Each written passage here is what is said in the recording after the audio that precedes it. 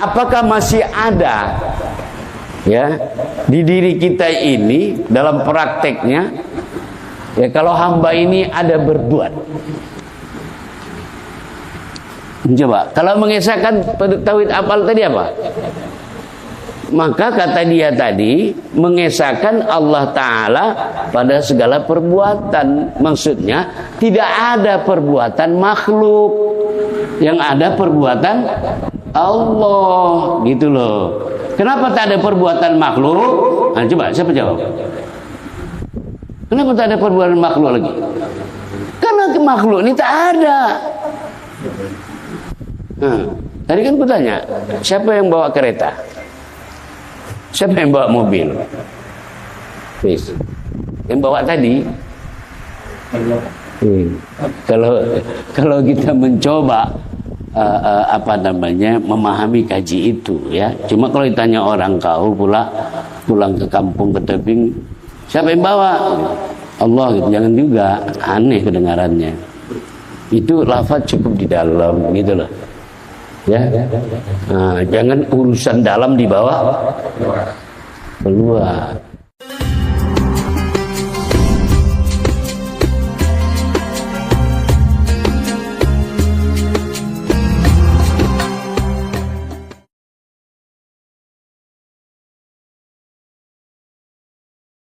Bismillahirrahmanirrahim. Assalamualaikum warahmatullahi wabarakatuh. Alhamdulillahi rabbana alimna majahilna wa dzakirna manasina wa manfa'na ma'alamtana innaka antal alimul hakim. Asyhadu an la ilaha illallah wahdahu la syarika lah wa asyhadu anna Muhammadan abduhu wa rasuluh. Allahumma shalli ala sayyidina Muhammad wa ala alihi wa sahbihi ajma'in. Amma ba'd. Allah Ta'ala fil Qur'anil Karim. Bismillahirrahmanirrahim. Qul huwallahu ahad. Allahus samad. Lam yalid wa lam yulad wa lam yakul lahu kufuwan ahad. Sallallahu alaihi. Jemaah yang saya hormati, dan insyaallah kita semua akan dimuliakan Allah. Kalau ada kata yang sering saya ucapkan ini, semoga kita dimuliakan Allah, maka pandangan jemaah itu, makna kalimat itu menuju kepada diri sejati, karena itu yang bisa mulia. Dan mudah-mudahan di dunia kita dimuliakan Allah ketika kita nanti meninggalkan dunia fana ini, berakhir dengan catatan husnul khotimah. Dan setelah terjadi perpindahan kita ke alam barzakh, kita juga menjadi hamba Allah yang dimuliakan oleh Allah Subhanahu wa Ta'ala. Lantunan Allahumma shalli ala sayyidina Muhammad kita hadiahkan kepada rohaniya Rasulullah Nabi Muhammad sallallahu alaihi wasallam. Alaika ya Rasulullah, alaika ya Rasulullah, alaika ya Rasulullah. Kalau kita menggunakan kalimat mendengar nama Nabi disebut dengan berselawat, ditambah dengan lafaz alaika ya Rasulullah, alaika ya Rasulullah, itu makna lebih akrab lagi. Jadi kawan-kawan di majelis kita ini, kalau saya itu dijajabkan. Sekali lagi mudah-mudahan kita mendapat keberkahan berupa syafaat secara rohani yang diberikan kepada kita melalui batin kita masing-masing. Jemaah yang dimuliakan Allah, bisa saja memang malam hari ini dua materi yang kita bahas ya. materi pengantar dan mungkin kita masuk nanti ke kitab Darul Nafis. Ya, saya melihat ada dua tamu kita malam ini ya. Yang di Bapak Jokis. Siapa?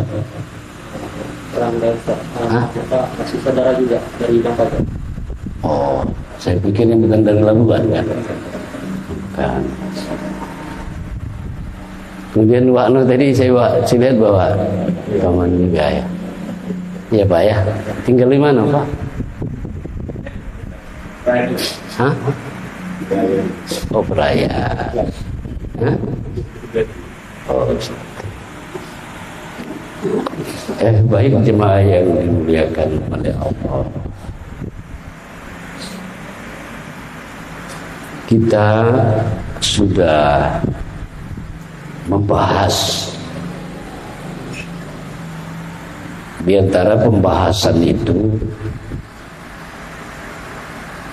memahami hadis Nabi yang bunyinya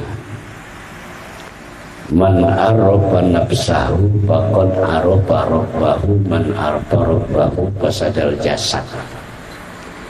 Ini kita ulangi lagi untuk lebih menjadi satu keyakinan. Itu kalau dalam bahasa kitabnya kita menjadi zazam muwafaqat yang sudah mahir gitu ya. Tidak ada lagi sifat sah, zonni dan waham. Jadi keyakinan itu i'tiqad yang putus, keyakinan yang putus, tidak ada keraguan. Itu baru dikatakan apa namanya, menjadi i'tiqad, menjadi keyakinan gitu. Kalau masih ada keraguan sah, sunni dan waham, maka itu tidak dapat dikatakan i'tiqad yang saja muwafaqat. Nah, itu dia ya sebagai pengantarnya. Jadi hadis tadi kalau kita artikan, man arafa nafsahu, barang siapa mengenal dirinya, faqad arafa rabbahu, maka dia akan mengenal Tuhannya. Siapa yang mengenal Tuhannya, fasadal jasad, binasa dirinya. Nah, bagaimana keterangan hadis ini? Yuk kita lihat dalam kacamata tauhid dan tasawuf. Man arafa nafsahu, barang siapa mengenal dirinya. Rajin. Ini biar kita kenal betul dengan diri, supaya kita ini jangan disebut tak tahu diri. Ya kan? Nah, yang mana diri kita? Diri kita ini adalah laqadirun. Coba lihat. Ya, dipahami nih ke dalam, bawa ke dalam. Laqadirun wala muridun wala alimun wala hayyun wala sami'un wala basirun wala mutakallimun. Diri kita itu adalah lemah. Itu diri kita. Lihat itu sekarang. Wala muridun, diri kita ini tidak punya kehendak. Kalaupun mau dikomentari, banyak kehendak kita dalam hidup ini, kita ingin mendapatkan A. Ya, faktanya adalah B. Itu kerap kali dalam hidup. Kalau dipoles dalam bentuk kalimat, ya keinginan tidak sesuai dengan kenyataan. Dan itu sumber masalah hidup itu. keinginan tidak sesuai dengan kenyataan, ekspektasi tidak sesuai dengan yang namanya kenyataan itu. Kalau itu terjadi, kembali ke kaji itu. Kalau kita ini tadi lemah, tak punya kehendak. Wala alimun, kita ini bodoh. Ya, dalam kacamata untuk mengenal diri ini. Wala hayyun, kita ini enggak hidup. Berarti mati. Wala sami'un, kita ini enggak mendengar, berarti kita ini tuli, peka. Wala basyirun, kita ini tidak melihat, buta. Wala mutakallimun, kita ini adalah bisu. Maka ada hadis yang menjelaskan man arofa nafsahu bil mauti. Orang yang betul-betul mengenal diri itu dia adalah mati. Bil pana, lenyap. Jadi diri kita kalau sudah kita lemah, lihatlah gambaran seorang mayat. Mayat itu lemah. Dia nggak bisa lagi itu bergeser. Kalaupun bantalnya agak kerendahan, ketinggian, dia nggak bisa lagi itu. Karena nggak ada kudratnya. Mayat itu tidak punya sifat irodat, nggak ada kehendaknya. Andaikan dibikin hidangan, disiapkan, didekatkan, nggak ada itu yang dipegangnya. Karena ini nggak punya sifat irodat, kehendak. Kemudian diri kita itu adalah bodoh, mati, ya seperti mayat tadi lah. Nah sampai situ, itulah makna yang harus kita putuskan dengan sebenar-benarnya. Kalau kita ini tiada, ya, saya berharap kawan-kawan tidak hanya sekedar mengetahuinya saja, tapi yuk sama-sama kita mengalami. Kalau kita lemah, tak berkehendak, bodoh, mati, peka, buta, bisu,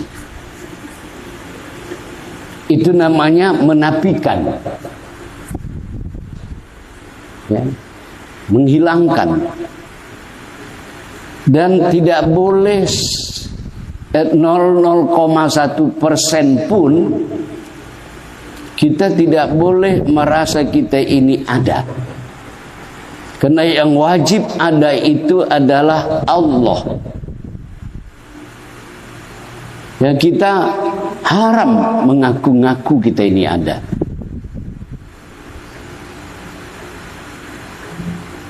Kenapa? Karena ma'rifat itu, atau seorang yang ma'rifat itu dia bisa membedakan mana yang wajib, mana yang mustahil. Yang wajib bagi Allah itu diantaranya adalah wujud. Itu milik Allah. Mustahil Allah tiada. Kita mana lawan daripada ada itu? Adum, sifat mustahil. Allah adalah adum, artinya tiada. Jadi antara kita dengan Allah memakai hukum berlawanan.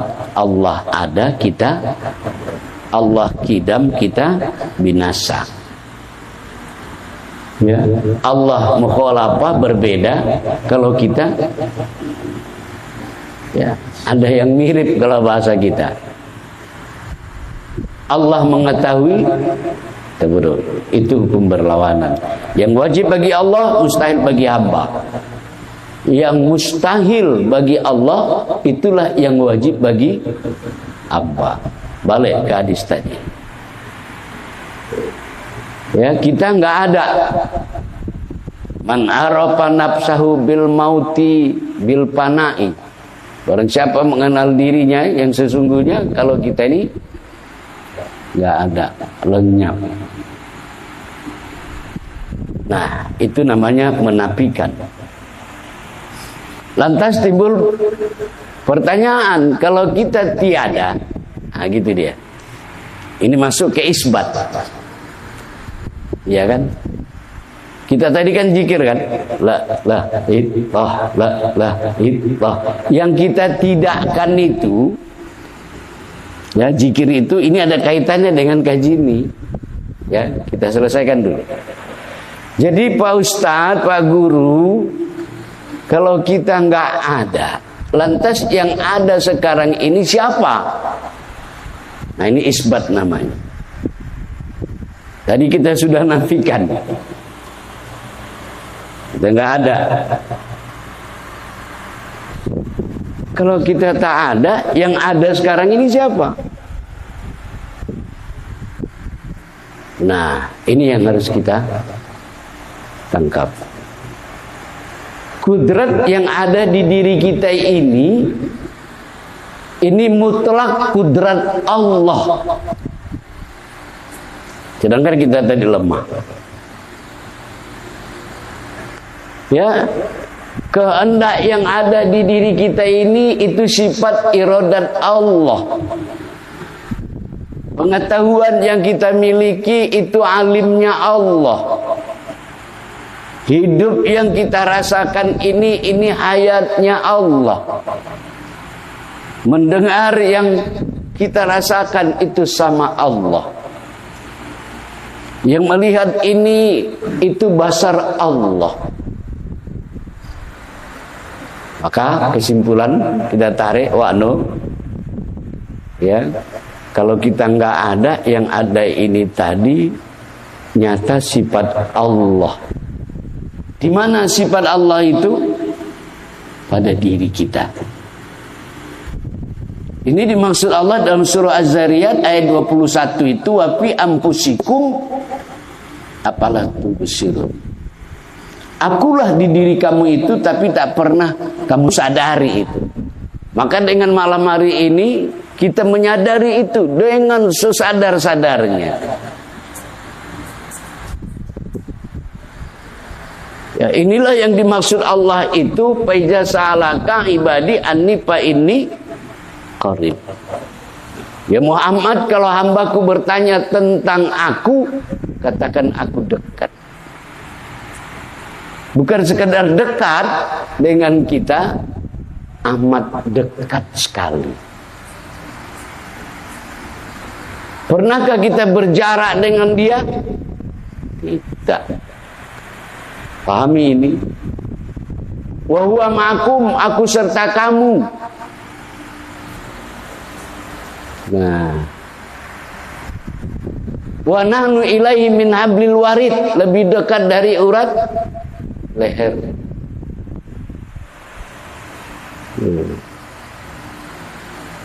Maka jawabannya ini diletakkan karena ini urusan dalam, bukan satu hal yang harus dicerita-ceritakan. Ya. Ini urusan dalam, bagian dokter internis. Ini bukan dokter umum, gitu. Ya. Nah, coba inilah yang saya maksud, kesadaran ketuhanan itu.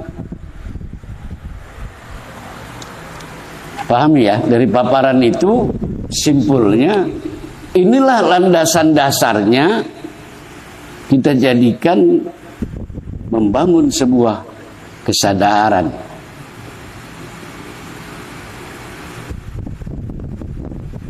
Kesadaran ketuhanan.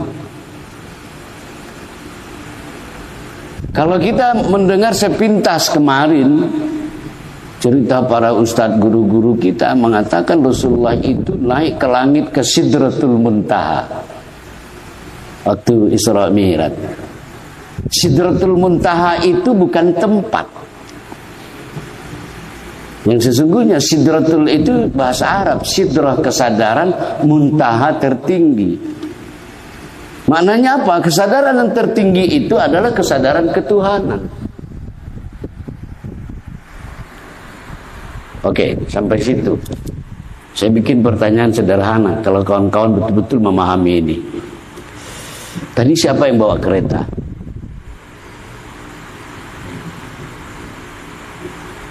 Tadi kan kemarin naik kereta kan? Siapa yang bawa?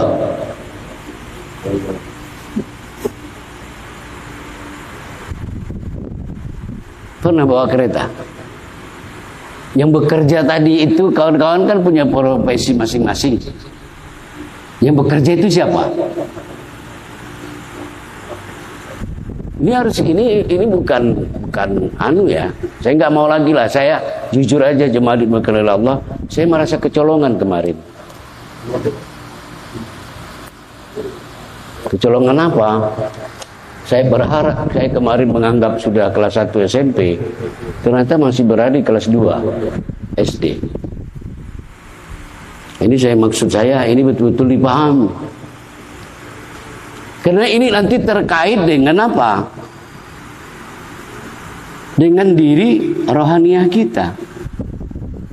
Coba lihat, ketika nanti kematian itu terjadi, diri jasmania kita ini, ya, kalau daerah sini duanya tempat ditanam, Krakatau sama Jalan Jumadi.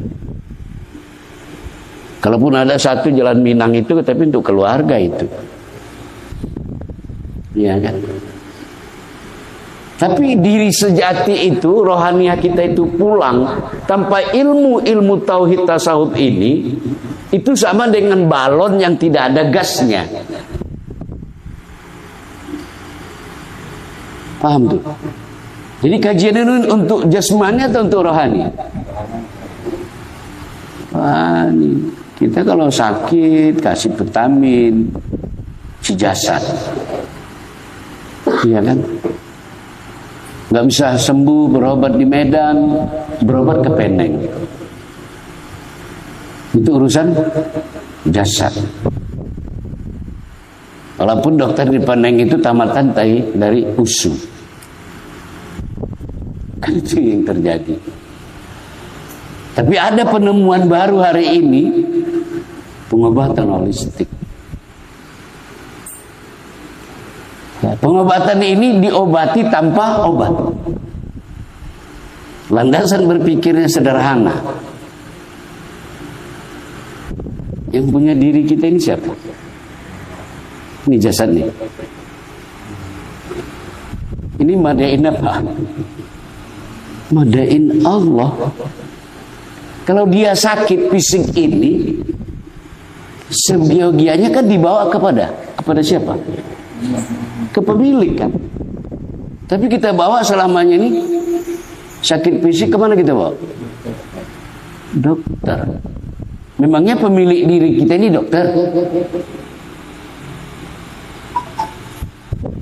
Nah, tapi malam ini nggak usah kita kupas itu. Ya, kalau masih sakit ya bawa berobat. Kawan-kawan sekalian jemaah yang dimuliakan oleh Allah Subhanahu wa taala. Hadis yang tadi itu mengajari kita untuk mengenal diri, mengenal Allah. Kuncinya itu tadi. Kalau aku tak ada, yang ada ini siapa? Jadi kalau Rasulullah mengajarkan tauhid sampai 13 tahun, materi malam ini 3 menit saja sudah kita paham. Tidak sampai 3 jam. Cuma persoalannya adalah bisa tidak kawan-kawan bertahan di dalam paham itu. Itu pertanyaannya. Makanya kalau ngajinya selangit pun gak jalan pemahaman itu. Karena pemahaman yang dipahamkan itu tadilah mursyid. Itulah guru sejati kita. Paham itu. Dan paham itulah yang kita praktekkan di dalam kita beribadah maupun di luar ibadah. Jadi seseorang itu tidak dapat bertemu dengan Allah kalau belum dia mematikan diri. Itu renungkanlah itu. Nggak bisa kita bertemu berliqo dengan Allah kalau kita tidak bisa apa tadi? Mematikan diri. Mutu qabla anta mutu. Matikan dirimu sebelum kau mati. Tapi memaknai hadis itu bukan nanti kereta api lewat kita tidur di rel itu. Bukan itu. Sempurnanya mengembalikan sifat-sifat Allah itu dengan cara itu. Mati dalam hidup namanya. Mati belum pada waktunya. Nah itu ya. Cuma Wano, kalau Wano dipanggil orang, Wano, nah, tetap jawab Wano, saya. Tidak usah Wano bikin aneh-aneh, dipanggil sama kawan, Wano gitu, Wano nggak ada. Jadi siapa yang ada? Allah gitu. Nah, itu ngaji pesong tuh gitu. Iya kan? Kan? Kalau di absen orang kita menerima BLT, Wano misalnya, udah ambil. Iya kan? Artinya apa? Ada kalanya kita bersyariat, adalah kalanya kita berhakikat.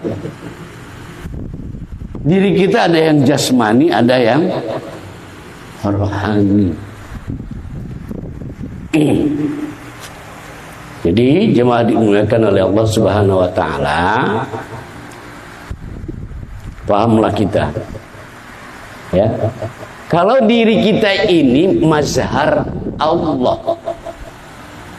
Apa makna mazhar Allah? Tempat melihat Allah.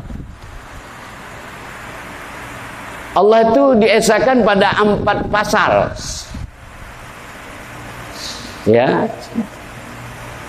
Af'al Allah, perbuatan Allah dilihat di diri.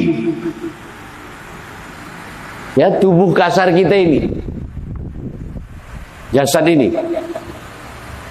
Ya. Ini perbuatan Allah. Maka zikirnya yang tadi itulah dia. La ilaha illallah, la ilaha illallah, la ilaha illallah. Itu untuk tubuh. Makanya orang yang berzikir itu la ilaha illallah itu hampir rata-rata dia goyang gitu. Nggak ada itu kalau ada orang zikir la ilaha dia diam, berarti nggak paham deh. Apalagi dalam kacamata Thariqat Samaniyah, Syekh Saman meletakkan la ilaha illallah itu pada 4 makom. La di bawah pusat, naik ke atas kening ilaha, dada kanan atas ilah, ya, masuk ke Allah ke hati, 2 jari di bawah susu kiri.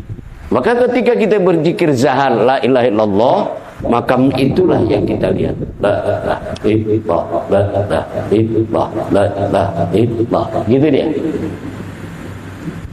Nah ya. Jadi jangan zikir itu lagi anak TK lagi.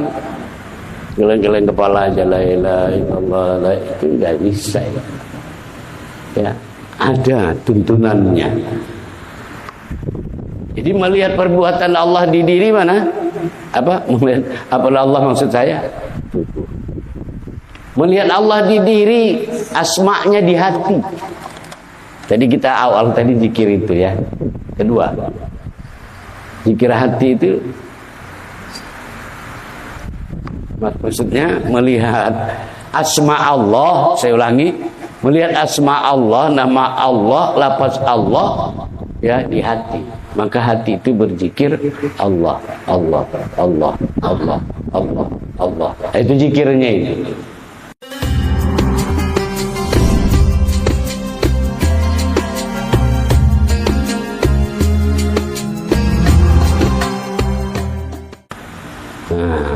Ya di hati. Kemudian melihat sifat Allah di diri melalui zikir napas tadi, turun naiknya napas itu. Napas naik turun Allah, Allah, dia gitu. Ya itu tidak usah diucapkan, hanya kita ya melihat saja, merasakan saja. Ya, dan itulah pusat kesadaran. Nanti kita bicarakan nanti kenapa jadi pusat kesadaran dia. Nah, melihat zat Allah di diri itu rahasia. Ya, tidak bisa. Kenapa? Karena zat Allah itu laisa kamitslihi syai', berbeda. Enggak ada yang mirip. Mungkin begini Allah, begitu Allah, segala sesuatu yang terlintas itu ditolak. Ya. Nah, ini kawan-kawan sekalian yang dirahmati dan yang dimuliakan oleh Allah Subhanahu wa taala. Jadi diri kita lemah, la qadirun wala muridun wala alimun wala hayyun wala sami'un wala basyirun wala mutakallimun. Ya, kawan-kawan harus hafal itu. Ya kan, kadang-kadang ada masanya kita itu blank. Tak kenapa batin kita itu gaya kena penyakit asam urat ya. Gak bisa gitu. Apa ini masalah gitu? Ya kita ciptakan kesadaran itu. Aku lemah tak berkehendak gitu. Dan itulah makna tawakal yang sesungguhnya dalam kajian ini. Kalau kita lemah tak berkehendak segala macam, itulah makna tawakal yang sesungguhnya. Nah, diri kita yang mana? Kita nggak ada, yang ada itu Allah. Maka ketika kita zikir la ilaha illallah, tidak ada yang punya kudrat, tidak ada yang punya iradat. Itu maknanya, tidak ada punya sifat alim terkecuali Allah. La ilaha illallah, tak ada yang kudrat kecuali Allah, tidak ada yang berkehendak terkecuali Allah. Itu yang makna yang kita zikirkan tadi.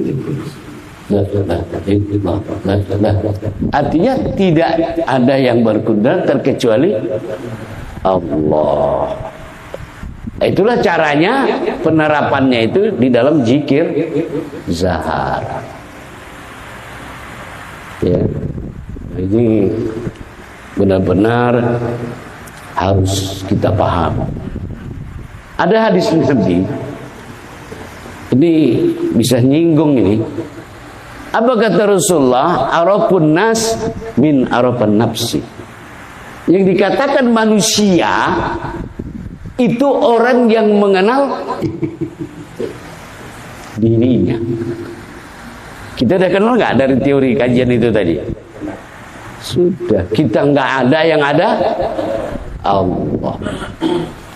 Nah, saya malam Sabtu, malam Selasa kemarin ngisi di Kawan 5. Dialihkan pengajian ke rumah. Ada malam kedua meninggal seorang bapak-bapak. Ya, dalam ceramah itu terkait bunyi arafan arafun nas man arafan nafsi. Yang dikatakan manusia itu adalah orang yang mengenal dirinya. Dirinya nggak ada, yang ada Allah. Kalau dipoles bahasanya lagi, ya, yang dikatakan manusia itu adalah orang yang mengenal Allah. Kalau dia tak mengenal Allah, apa kira-kira kalimatnya yang pas? Binatang gitu loh. Binatang mana wajib? Terkait dengan itulah kenapa ada kasus ketika Imam Ghazali mau pergi ke masjid salat berjemaah, dia pulang nggak jadi salat berjemaah. Ketika ditanya jemaahnya, kenapa Tuhan nggak jadi salat berjemaah? Apa kata beliau? Yang kulihat dari depan sampai ke belakang kepalanya binatang semua. Apa maksud kalimat beliau?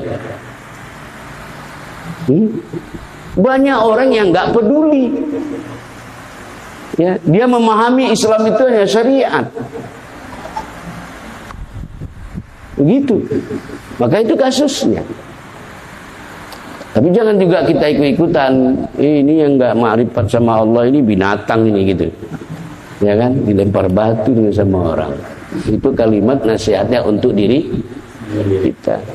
Maka apa saya bilang waktu ceramah di takziah itu, saya bilang begini. Aku yang kutakutkan takziah malam ini yang didatangi orang mati. Kan meninggal tuh. Yang datang pun orang mati. Karena begini, karena kata Rasulullah, Orang yang hidup di hadapan Allah ketika dia ada kesadaran ketuhanan di dirinya. Itulah manusia. Kan gitu. Itulah orang yang hidup di hadapan Allah. Maka ada hadis Nabi mengatakan masalul ladzi yazkurunallah wa masalul ladzi la yazkurunallah masalul hayy wal mayyit. Perbandingan orang yang zikir ingat kepada Allah dengan orang yang tak ingat kepada Allah, perbandingannya antara orang hidup dengan, nah siapa yang hidup di situ? Orang yang ingat kepada Allah. Siapa yang mati di situ? Ya kalau yang datang itu tidak makrifat sama Allah, yang datang itu orang hidup, itu orang mati. Kira-kira doa orang itu ada artinya enggak itu? Kalau Allah bukan Allah memiliki sifat kasih dan sayang, aku rasa pasti nilainya nol lah itu. Begitu. Sholat kalau tidak disertai dengan nilai tauhid yang begitu, masih kita juga yang mengaku-ngaku yang sholat. Ini sudah kita kaji nih 3 minggu yang lalu. Ya, jalan menuju Allah itu dengan 2 jalan, dengan tubuh kasar dan tubuh halus. Itu sudah kita kaji. Ya, poin nomor 1 sebelum kita belajar, yang sholat kita merasa kita sholat, yang haji kita dan seterusnya, yang punya kudrat kita, yang punya, kan itu sebelum belajar. Itulah acuan kita. Karena diajari guru bukan tubuh jasad yang berkuasa. Karena di dalam tubuh jasad itu ada tubuh halus, itulah ruh. Begitu kajian kita kemarin. Nah, cuma yang dimuliakan oleh Allah Subhanahu wa taala,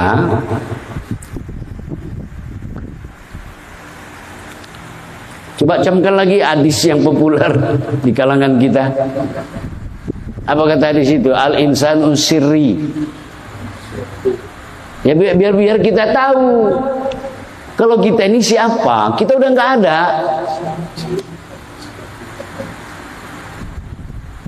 Yang ada ini nyata sifat Allah di diri. Lenyapkan diri kita ini, matikan, baru nampak Allah. Sudah. Maka dalil ini coba direnung-renung, bila perlu ditulis supaya hafal. Bunyinya apa? Al-insanu sirri wa ana sirruhu wa sirri sifati wa sifati la ghairihi. Apa artinya itu? Manusia itu rahasiaku, kata Allah. Ya, aku rahasia manusia. Rahasia diriku, sifatku. Sifatku itu tiada yang lain, itu adalah aku. Pagi. Ya, tanam itu dalam-dalam di hati itu, di hati sanubari itu, tanam. Jangan taruh di dengkul, apalagi di kepala. Ayah nanti main bola kena dia. Nah, kalau kita kaji lebih dalam dari arti manusia itu rahasia aku rahasia manusia, sebenarnya hakikatnya maksudnya adalah manusia itu aku, kata Allah. Cuma yang mananya gitu loh. Maka karena kita ini di tahapan awal penanaman materi, ya kembalikan kepada sifat yang ada di diri ini gitu. Itu maksud Allah, itu alamatnya. Manusia itu rahasia aku rahasia manusia. Rahasia diriku adalah sifatku. Maknanya apa rahasia diriku sifatku? Karena kita nggak bisa ketemu dengan zat. Dengan sifat Allah kita bisa ketemu. Tapi ada rumus. Apa kaitan sifat dengan zat? Nah, gitu. Sifat itu berdiri di atas zat. Tidak ada sifat kalau tidak ada zat. Kalau begitu, sifat itu menunjukkan keberadaan zat. Cuma jangan kita kurang kerjaan cari-cari zat Tuhan. Cukup dengan meyakini, dengan kita melihat sifat dia, itu sama dengan melihat zatnya. Paham itu? Manusia itu rahasiaku, aku rahasia manusia. Rahasia diriku adalah sifat. Sifatku itu tiada yang lain, itu adalah aku. Kan jelas sekali. Nah, semua paparan ini, kawan-kawan sekalian, yuk kita letakkan urusan ke dalam, ya. Nah, renungkanlah itu ke dalam, masuklah ke dalam. Nah, kenapa ini kita ungkap? Ini terkait dengan bab 1 tentang tauhidul af'al. Tidak bisa memahami tauhid af'al ini kalau dia tidak memahami yang tadi itu. Paham? Kenapa? Coba kita lihat definisi pengertian tauhidul af'al. Ya, kaitkan dengan kajian tadi. Ya, bermula pasal pertama pada menyatakan tauhidul af'al, artinya mengesahkan Allah Ta'ala pada segala perbuatan. Nah, ini makna kalimat ini kalau kita tarik ke diri kita, ya, dalam bentuk pertanyaan, apakah masih ada, ya, di diri kita ini dalam prakteknya, ya, kalau hamba ini ada berbuat. Coba, kalau mengesahkan tauhid af'al tadi apa? Maka kata dia tadi mengesahkan Allah Ta'ala pada segala perbuatan. Maksudnya tidak ada perbuatan makhluk, yang ada perbuatan Allah, gitu loh.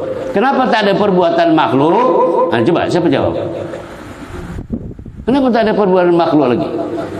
Karena makhluk ini tak ada. Tadi kan ku tanya, siapa yang bawa kereta? Siapa yang bawa mobil?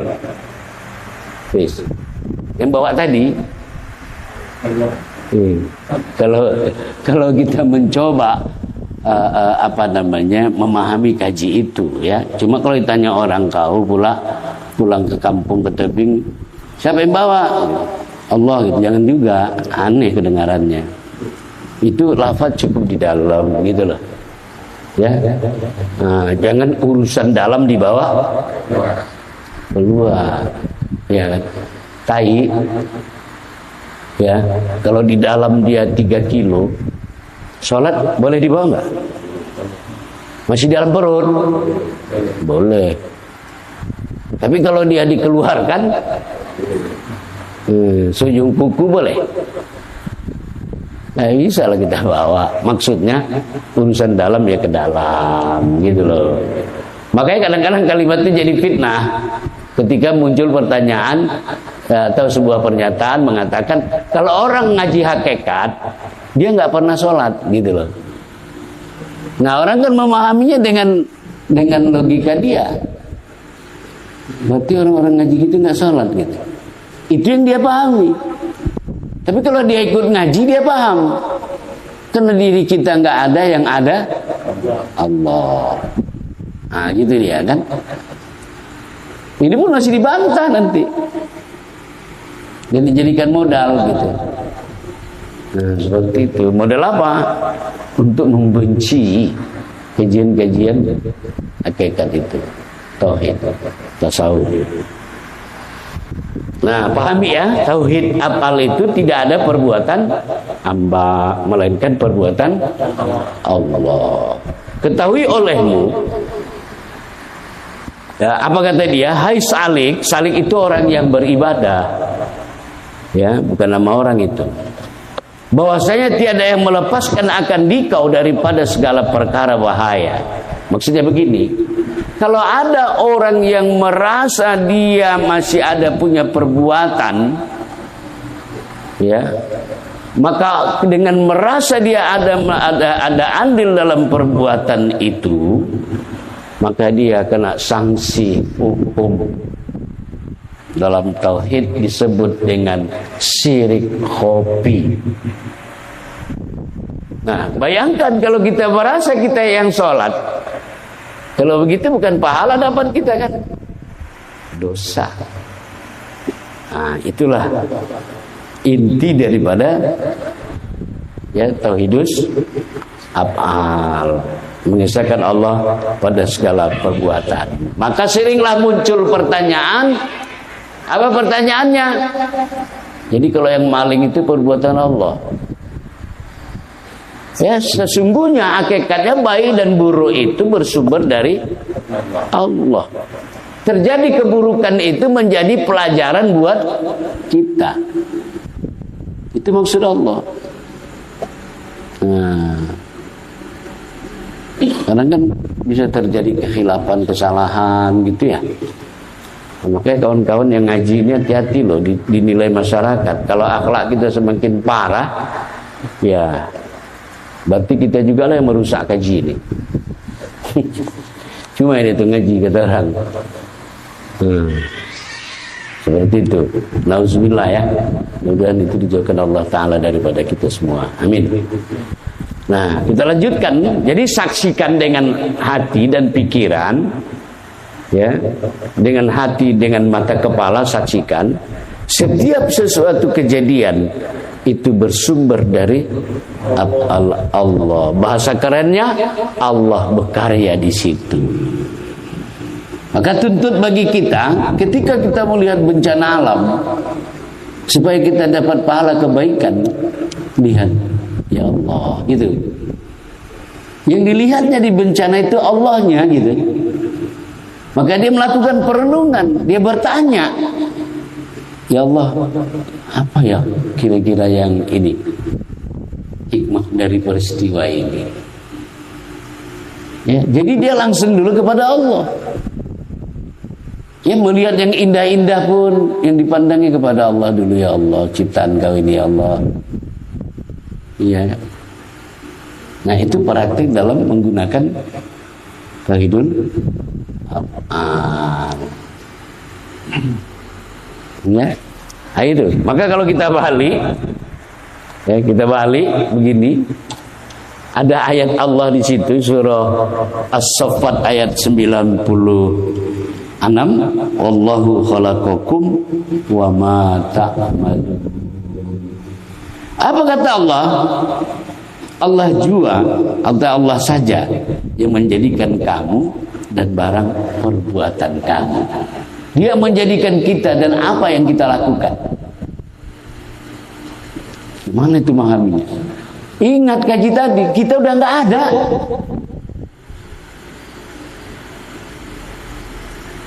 Aku yang menjadi, Allah yang menciptakan kamu dan apa yang kamu lakukan. Maka sekali lagi kita mundur lagi balik ke kajian tadi. Jangan pernah merasa kita ini ada. Kalaupun kita hari ini dapat jabatan, dapat harta, dapat kesenangan, ya jangan katakan itu karena prestasimu, karena kehebatanmu. Ya. Nah, itu ada di zaman Rasulullah begitu kan. Salabah hidup miskin, dikasih Rasulullah modal kambing, jadi kaya. Begitu diminta zakat, apa dia bilang? Ya, apa yang kuperoleh ini kehebatan aku. Marah Rasulullah. Nah, kalau begitu sikap orang bertauhid bagaimana? Ketika dia menerima sesuatu, dia katakan berkat rahmat. Nah, itulah hebatnya pendiri bangsa kita ini dulunya. Ya, lihat Undang-Undang Dasar 1945. Ya, berkat rahmat Allah.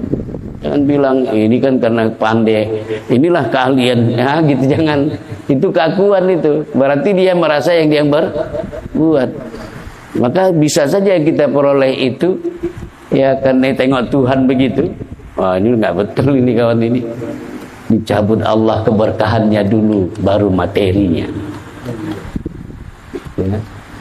Jadi kita nggak pernah buat ya. Nah, cuma kan tetap saya bilang sama kawan-kawan, ini tidak berlaku tentang hukum utang piutang. Ya, nggak berlaku, paham ya? Nah, kalau utang dibayarlah. Jangan pula kita bilang, coba kau baca ayat ini. Mau pakai ayat dia, surah Saffat ayat 96. Wallahu khalaqakum wa ma ta'malun. Allah yang menjadikan kamu dan apa yang kamu lakukan. Udah kau minta utang sama Allah, kata dia gitu. Yang edan itu wah. Ya, coba dipahami dengan hati nurani, ya, pembahasan kita malam hari ini. Ya, pada ya pencinta dari YouTube pengajian kita ini, kami mohon maaf karena kami juga tidak bisa memenuhi keinginan dari penggemar itu. Ya, kami juga harus memikirkan kondisi kita. Nanti kalau kita terus naik gajinya, ya kan, ternyata yang seperti itu terjadi. Ya, jadi kalau saya absen sekarang ini malam hari ini, apa jawabannya Pak Rajib? Saya bilang, kira-kira Pak Rajib, kalau kita pakai perspektif ilmu ini, kajian malam ini, apa lo jawab Pak Rajib? Iya kan? Nah itu kan terjadi kan kepada Syekh Siti Jenar kan? Panah dia nggak ada. Begitu diutus jumpai ada Syekh Siti, nggak ada kata dia, yang ada Allah kata dia lagi.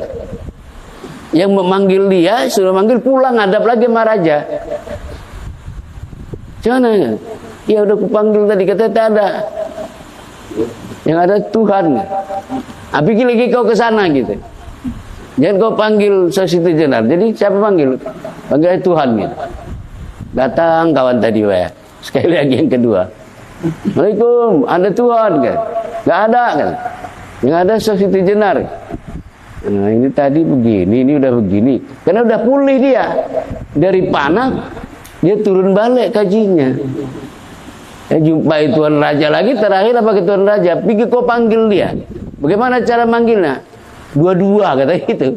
Syekh Siti Jenar satu, Allahnya satu gitu. Ada kisah gitu, ya kan? Dan itu jemaah ternampak ceritanya itu ya sekedar begitu. Tapi coba kawan-kawan sikapi dengan ke dalam, ya, sikapi ke dalam gitu ya. Nah, ternyata orang yang betul-betul ma'rifah dan menerapkan ma'rifah itu, seperti itulah gambarannya. Ya, maaf. Ketika kita dalam bersolat, kehadiran siapa yang kita harapkan di situ? Nyambung sama siapa? Tentu kan nyambung kepada Allahnya. Nah, itulah hukum gelombang yang sering saya katakan. Ya. Kalau bahasa lain saya sering bilang begini, hanya hanya frekuensi ya, atau diri sejati itulah ketika kita beribadah kepada Allah yang bisa nyambung. Ya, potensi ketuhanan itulah yang bisa nyambung kepada Tuhan itu sendiri, kepada Allah itu sendiri. Ya. Nah, kawan-kawan sekalian yang dirahmatan dan dimuliakan oleh Allah Subhanahu wa taala, ya tadi kita mau coba membuktikan Allah itu meliputi diri kita. Tetapi saya lihat tidak dapat kita sampaikan, mungkin nanti kita lanjutkan. Ya. Harus real, nampak Allah itu meliputi. Itu kajian kita yang akan datang. Ya. Mudah-mudahan Allah senantiasa menunjuki kita sesuai dengan janji Dia, alladzina jahadu fina dianahum subulana. Allah berjanji kepada kita. Maka kawan-kawan, Allah berjanji tidak sama dengan seorang caleg. Iya kan? Nah, tapi janji Allah itu hak, benar. Apa kata Allah tadi? Barang siapa yang bersungguh-sungguh di jalanku untuk mencari, untuk berjumpa dengan Allah, maka janji Allah, aku yang membawa kamu ke situ. Ya, sama dengan Isra Mi'raj, bukan Nabi berjalan, tapi dia diperjalankan. Bermarifat itu kita cukup belajar, amalkan. Barang siapa yang mengamalkan ilmunya yang sedikit, akan ditambah, kata Allah. Ya, jadi Pak Rajib, ilmu kita ini sudah sampai ke langit ke-7 ini. Ya kan, tapi dipahami baik. Barangkali itu saja materi kita malam hari ini. Memang kadang-kadang kita aneh ya, udah diri jadi Tuhan gitu, tapi mengaji ngantuk juga gitu. Saya kata Allah itu la ta'khuzu sinatu wala naum. Seperti itu ya. Itu canda. Lebih kurang mohon maaf bila taufiq wal hidayah. Wassalamualaikum warahmatullahi wabarakatuh. Nauzubillahi samii'il 'aliim minasyaitonir rajim. Nah, kalau begitu gini, yang berdoa ini siapa ini? Ya. Nah, cuma jangan nanti pula ada acara maulid memimpin doa, kami panggilkan Allah gitu. Jangan kurang kerjaan ya. Itu kaji kita tadi cukup, kita sendiri yang tahu. Nauzubillahi samii'il 'aliim minasyaitonir rajim. Bismillahirrahmanirrahim. Alhamdulillah bil alamin hamdan syakirin hamdan na'imin hamdan yu'afi wa yukafi wa majida. Ya Rabbana lakal hamdu kama yanbaghi bi jalalikal karim wa 'azimi sultanik. Allahumma ighfir lana ya Allah dzunubana wa liwalidayna warhamhuma kama rabbayana shaghira. Min jami'il muslimin wal muslimat wal mu'minina wal mu'minat al ahya'i minhum wal amwat bi rahmatika ya arhamar rahimin. Allahumma anjil lana ilma wa hikmah wa nur wa hidayah wa barakatah wa salama. Ya mujibas sa'ilin ya munjilal munjilin ya akramal akramin rahmatika ya arhamar rahimin. Allahumma amin alaina ya Allah bisafa'il ma'rifah wa hablana tasihal mu'amala bima bainana wa bainaka ala sunnah ya rabbal alamin. Allahumma ja'al nur wa qudrati nur wa iradati nur wa ilmina nur wa hayatina nur wa sam'ina nur wa basharina nur wa takallimina nur nurun ala nur wa huwa rabbul arsyil azim. Allahumma ya muqallibal qulub ya muqallibal qulub ya muqallibal qulub sabbit qulubana ala dinik bi ta'atik ya rabbal alamin. Rabbana atina fid dunya hasanah wa fil akhirati hasanah wa qina adzabannar. Wa sallallahu alaihi wa sallam alhamdulillahi rabbil alamin. Taqabbalallahu minkum.